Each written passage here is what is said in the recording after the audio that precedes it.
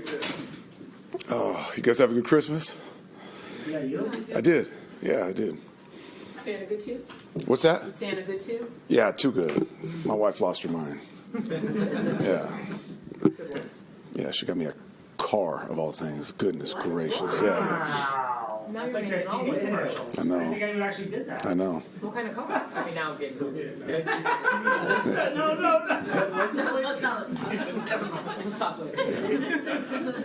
Too generous. Do you have injury updates? Who do we got? The only two. I don't have my paper on me. Yeah, Sauce is questionable, guys. He went out there today. He gave it a try. We'll see. You know, if there's anybody that would play with an injury and push, it's him. And then Devontae went out there today in a limited fashion, and I thought he looked good. So beyond those two, we got our full arsenal ready to rock and roll. Quinn is clear. We'll see. It's another one that, like, he's in that same boat of Devontae and Sauce. Like, if he can play, he will play. Went out there today for the first time and really gave it a try. So I'll talk with Zuff today. We'll collect as much information as we can and make a decision. What was your situation at kicker for Sunday? It's going to be Greg. Yeah, Greg's going to kick for us. So we came back, looked healthy, kicked the ball well this week. So he'll be our guy going forward here.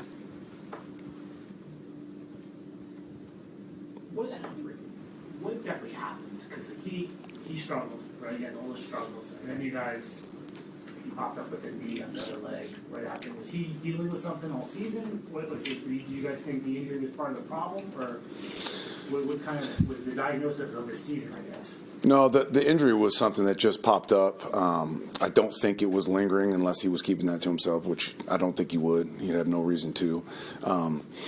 And he had his struggles, as we all have had, you know, from coaching and playing and across the board this year on this team.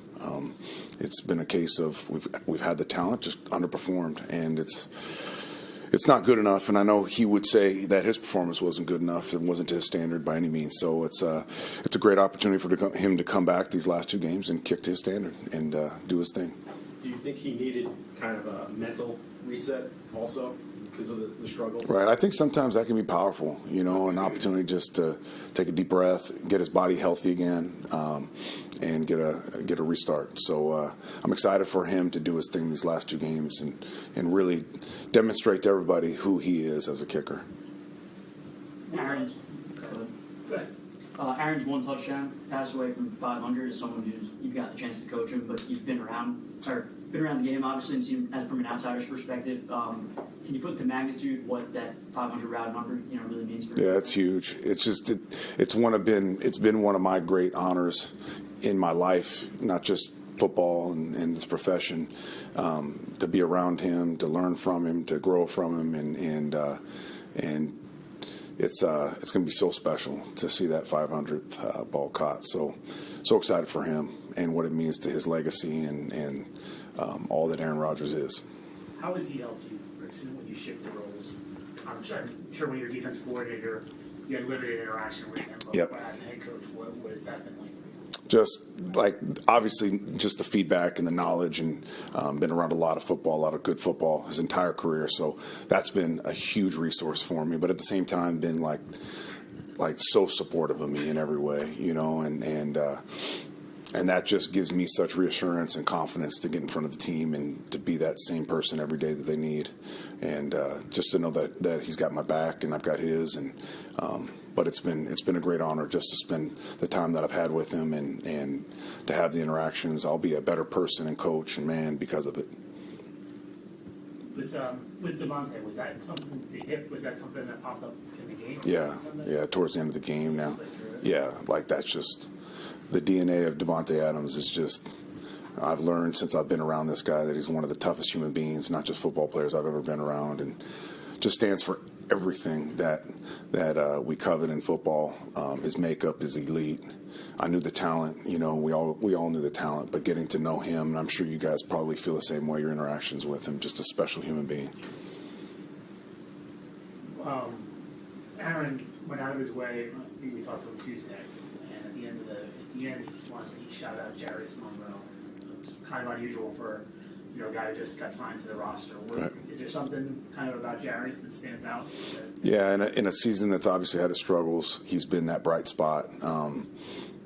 It's crazy to think of an undrafted free agent safety to have the impact on a team like this, filled with so many exceptional players with exceptional careers, and for him to have touched every single human being on this team is, I don't know if I've ever seen anything like it. He goes out to practice every day, and he brings an energy that is just infectious, and we talk about force multipliers and guys that elevate others, and he is that in every way. So it was one of my great honors of this job was on Wednesday, giving him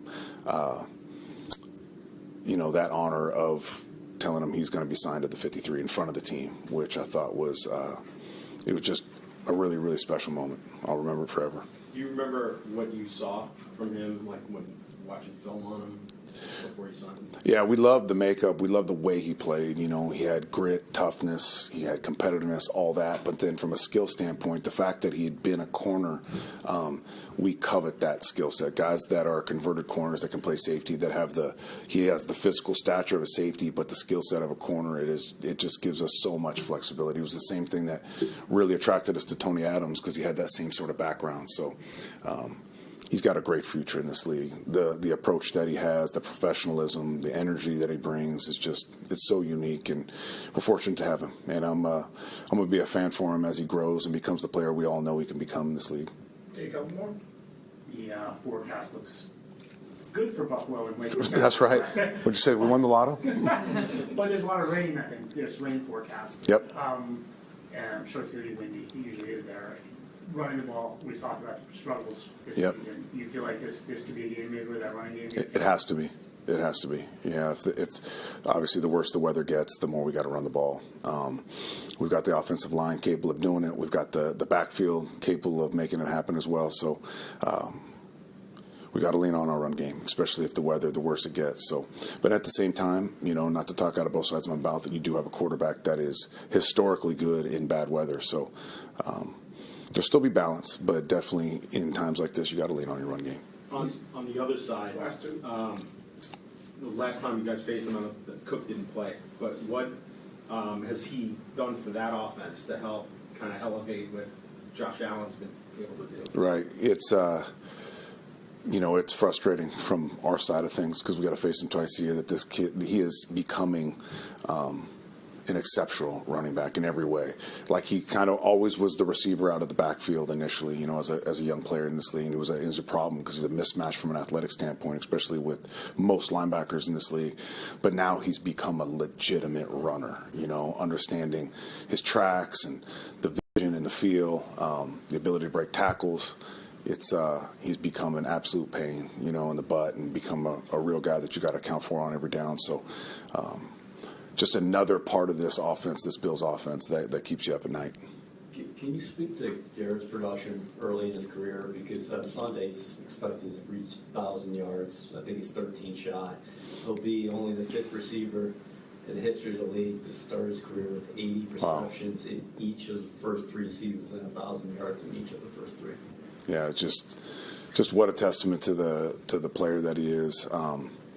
From a skill set standpoint, maybe the freakiest athlete I've ever been around in any capacity, at any position. Like, his ability to bend and redirect and come out of breaks and separate at the top of routes is it's exceptional.